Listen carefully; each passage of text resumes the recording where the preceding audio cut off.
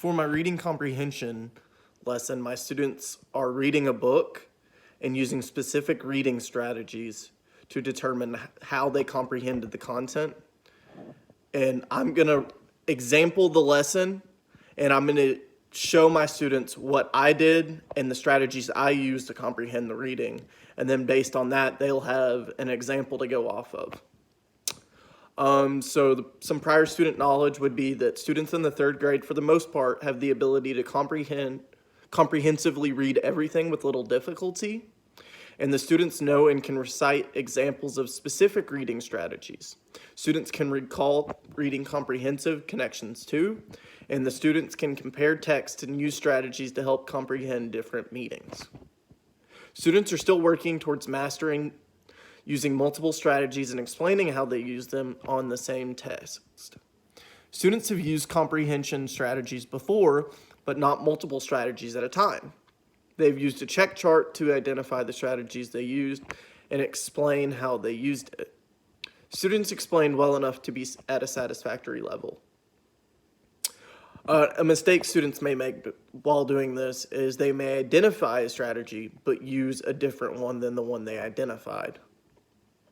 The unit goals with this are using multiple reading comprehension strategies independently to explain books.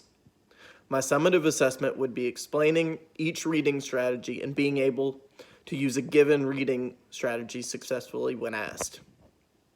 My curriculum standard is with the third grade, and it ask and answer questions to demonstrate understanding of a text, referring explicitly to the text as the basis for the answers. My objective is the student will relate to a reading comprehension strategy they used while reading and explain how they use this strategy. My formative assessment is where I'll be independently checking with students while they're in the group. So first, I will go over a book whole class and example the different strategies I used while referring to our classroom reading strategies chart. And then the students will meet with groups based on their reading level and read a book. While reading, the students will discuss different strategies practical with the selected book. And as I independently check with those students during the you do portion. And then for the closure, we will all be coming together as a class and discussing different connections they've made within the text. This can be text to text, text to self, or text to world. The different comprehension strategies they will be using is predicting. So while the students are reading, they will be predicting what will happen next in the text. They will be connecting, which while the readers are connecting, they think about what they already know about this topic or subject that they're reading about. They could also be visualizing, where they are almost making a movie in their head. They could be questioning. They could be questioning the reading about things that don't really make sense. And they could also be identifying big ideas.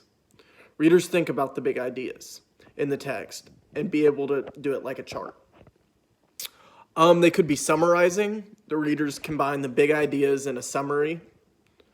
They could be monitoring, so the readers check that they are understanding and take action if they're confused, or they could be evaluating. Readers reflect on the book and think about how well they read. So some text-to-self connections are characters that are similar to the child. That would be an example of a text-to-self connection. Text-to-text could be the child notices similarities between the current book and past books. And some text-to-world connections could be connecting your text to something that is happening or happened in the real world.